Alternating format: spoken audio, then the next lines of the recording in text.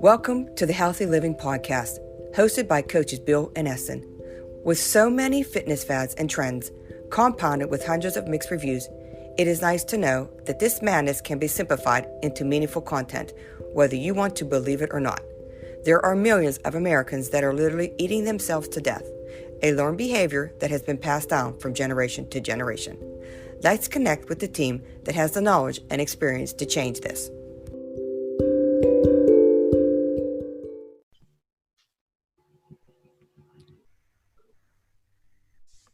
Welcome, everyone. This is Coach Bill with Coach Eston, and today's segment is regarding Pilates.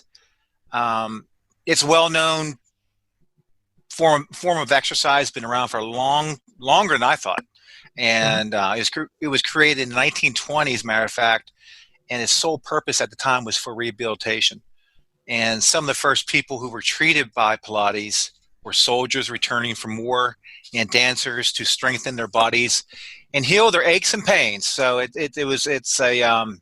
purpose was just rehab.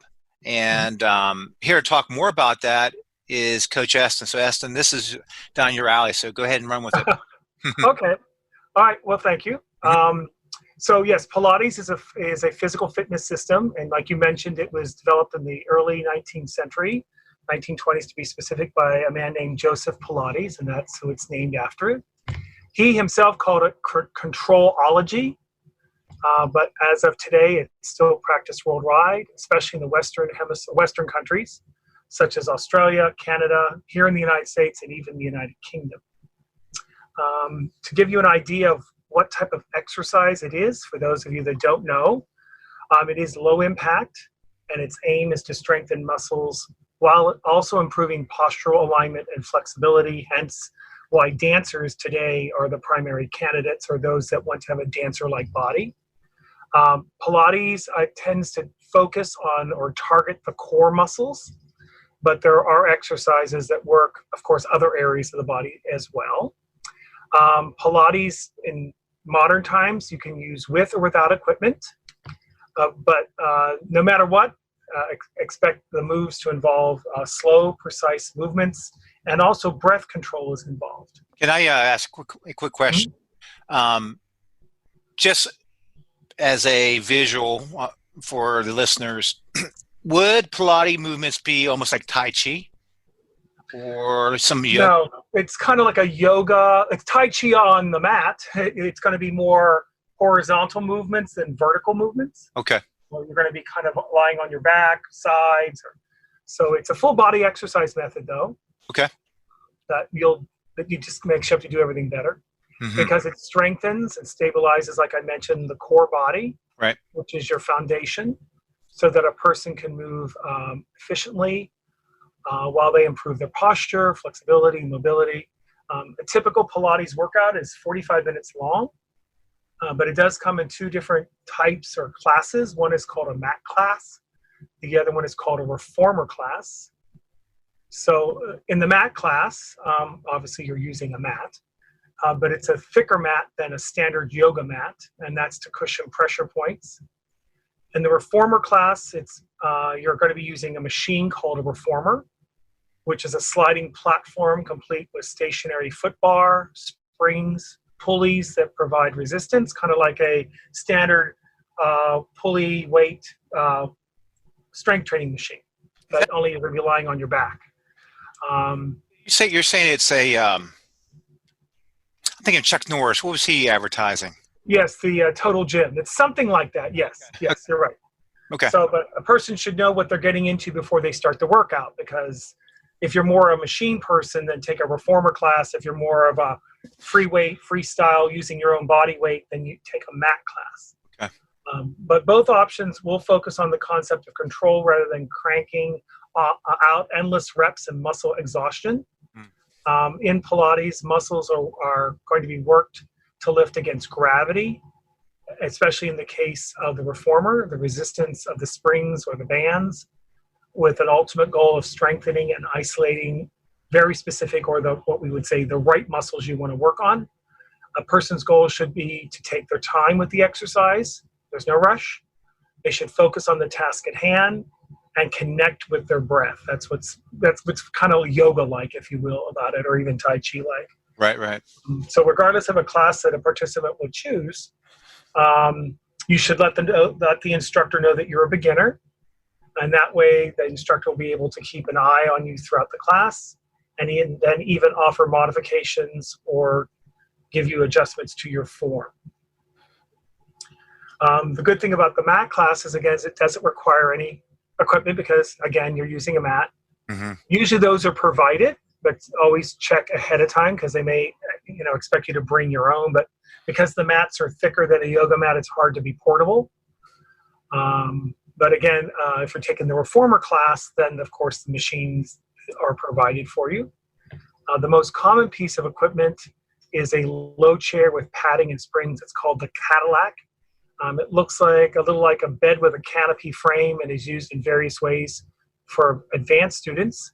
The spine corrector, the high chair, the magic circle, which is a ring often used between your legs to isolate resistance, kind of like the old Thigh Master.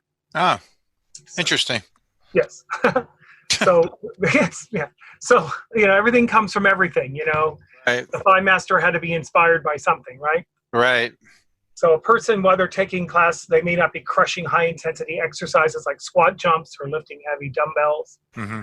The most body weight routines that Pilates classes offer can be pretty intense, though. There's one that's called the 100, for example, which is a core focus move that involves less than 2 inches of constant movement.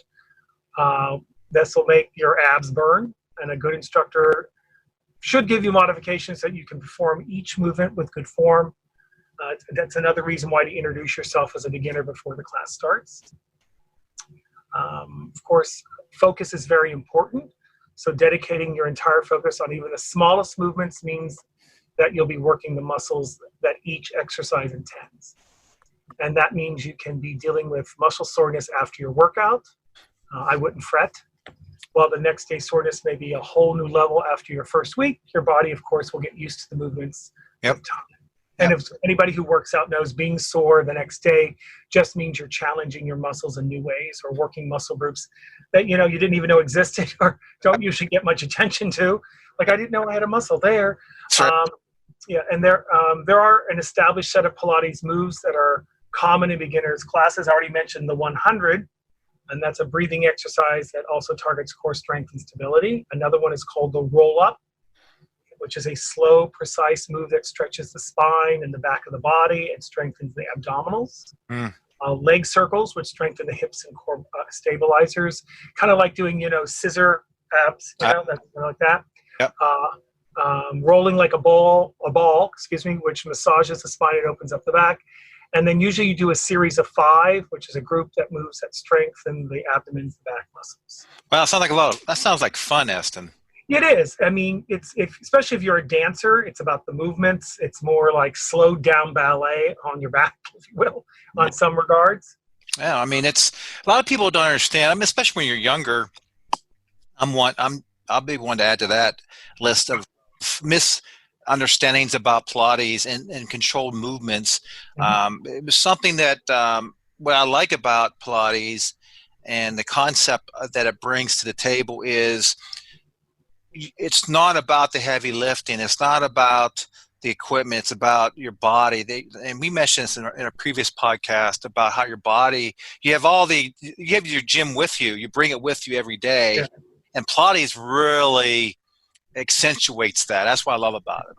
I even have an app on my phone called the Plank Workout, which just uses total body weight and isometric type of movements. Very similar to what Pilates can be about. The good thing, though, is, well, I don't know if it's a good thing or a bad thing, but a lot of times when you go to work out, you want to wear, people wear loose-fitting workout wear. Mm-hmm. But in this case, you're going to want to wear body-hugging options for your Pilates class. Yep. You can see the muscles and what's moving and what's not. As far as footwear, you can either be barefoot or wear socks for your session. I'm a barefoot type of guy. Me as well. Yep. Most studios have their own suggested protocols. Find out what those are. Mostly for hygienic reasons. Sure. Sanitation reasons, especially in modern times. Especially. Yeah. So if you find it on the studio's website, great. or ask the front desk when you check in for your class so you know how to enter the classroom. Of course, if you're going to go for socks, find yourself a pair with rubber detailing on the soles so you don't slip on the mat or machine. They sell those now. A barefoot or socks. The only approach will also help you navigate in and out of the straps on a standard reformer with ease if you're taking a reformer class. Obviously, if you're taking a mat class, that doesn't apply. But just understand that every workout from a bar workout to CrossFit will have its own terminologies. Pilates is included in that. So for Pilates, know that your powerhouse refers to the center of your body, where all of your power comes from to execute every single movement. Another term is peel through your spine.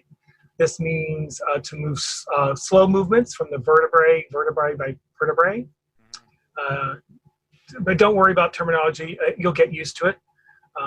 Again, a lot of times you go into a class, just kind of like find what's going on and make key notes in your brain about what they're saying as you follow through, like monkey see, monkey do. Right. In the meantime, while you're trying to learn all the terminology, look to regulars who catch on to the instructor quickly. And you know the best way to do this? Don't put yourself at the end of the room, put yourself in the middle of the room. Right. So that way you're surrounded, you see 360 all around you. Right. So whether it's on a reformer or a mat, planting yourself in the center allows you an optimal view of all the action around you. That's good advice. That's a lot of people don't realize, especially when you're people want to be like outside out of mind, but you're actually hurting yourself. You should be right in the middle of the class. That way, to your point, everywhere you turn or look, you can see somebody. Yeah, I remember when I used to teach, I taught group exercise aerobic classes for 30 years. And I remember, especially like in a step class, everyone who was new would stay in the back. Yep. And because that way they were afraid that they, get during the choreography, careen into somebody. Yeah. But in this case, like a yoga class or any type of these movement classes, it's okay to be in the middle because you're not really moving. There's no choreography where you're going to be bumping into anybody else. You're going to be like an island wherever you are. Yep. So why not be in the middle? Yep. Yeah. One other suggestion is even if a studio offers unlimited classes for the first week, don't plan on hopping into a class every day. Your body needs a day or two to recover from fatiguing resistance exercises such as Pilates. So you may get 3 classes out of a free week. You might. I every day, this is a full body workout, unless the Pilates offers something different the next day to weight a certain part of your body. I can't see you being advanced doing it every day. Holy cow. No, and you should moderate your intensity anyways. Good point. But if you're a beginner, you're going to be at the beginning level, so you might need 24 to 48 hours to recover. For sure. Yeah. So just kind of like an overview, Pilates stretches, strengthens, and aligns a body all at the same time. That's one reason why I like it. One-stop shopping. So with that said, it also complements every other fitness endeavor because it prepares your body to move better in every way. Adding it into a routine will help a person lift weights heavier, run faster, swim with better form, or even achieve that elusive arm balance in yoga. So it's a good complement, or it's a good workout all unto its own. That you just answered the question, I believe. And my question to you would be, so you're saying that Pilates is something I could supplement to my normal workout. Yes. Actually, in turn, enhance it. Yes. Okay. Or do it as your own workout. Depends what your fitness goals are. If you just want to be nice and tone and maintain a nice little toned body, you can do it on your own. But if you're trying to have a better core strength because you're doing all these abdominal crunches and nothing seems to be happening, supplement a little Pilates into that. You'll work the abdominal muscles and the back muscles in a way different than a lot of those movements, those movements that you're doing like concentric and eccentrically. Right. Yeah. So it helps with stability. And that's one thing that a lot of people lack is stability and working those stabilizer muscles, and Pilates nails it every time. And it also incorporates stretching, which most of us need more than we need to lift weights. And plus, stretching is good for health. Where our muscles are designed to be stretched.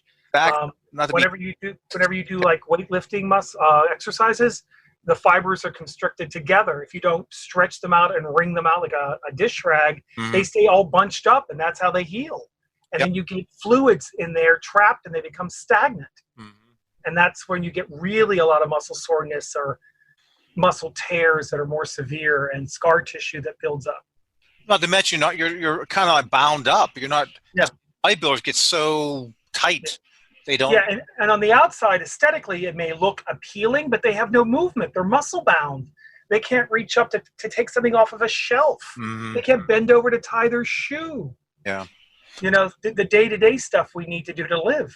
So, now, one thing I want to ask is,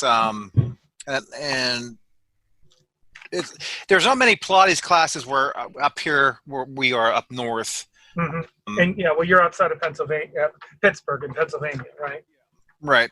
So, but especially now with stay at home, and a lot of people are doing that anyways. Videos are a big thing right now, and that's one thing that I like to add to the podcast. The actual have links, and we'll talk more about that later, about getting some beginner Pilates links available. We just get people acclimated to what it's all about, because a lot of people have misunderstandings about Pilates. They think it's more like a yoga type thing, and it is a little bit, but it is. And they say, "Oh, that's what dancers." Well, don't you want to have a dancer's body? I mean, look at a dancer's body. Is there anything more beautiful than a dancer's body? Well, yeah. I mean, there's very fit, and Pilates helps. Eating has a lot to do with it too. Of course. Yep. But absolutely right. Yep. So anyways, that's something we'll add to the podcast. My personal experience with Pilates, and yours as well, you can add to this, has always been good. Control movements. Martial arts, have done that for years. Even karate, you control movements to really get used to the whatever type of like kick or punch or isolated movements. Isolated movements. And you know what? When we did those in karate, you would be in pain. I mean, just burning, and you would break a sweat. And Pilates is similar to that, in my opinion. So there's they're all kissing cousins, if you will, in a way. Yep. All right. Well, very good. Anything else you want to add? No, I think that's everything. Yeah, very good topic. And then it should have a lot of attention, because it's something that no matter what age you are, it's really, really good for your body. And it's all about, this is what we're all about. So anyways, this concludes our podcast with Coach Bill and Coach Eston. Till next time, be healthy, be strong, be a life warrior. Be well.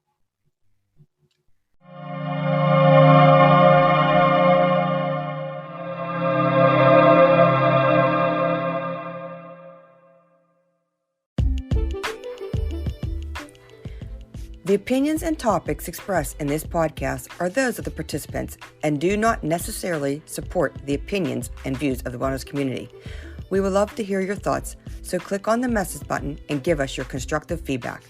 Thank you for listening, and make a positive difference today.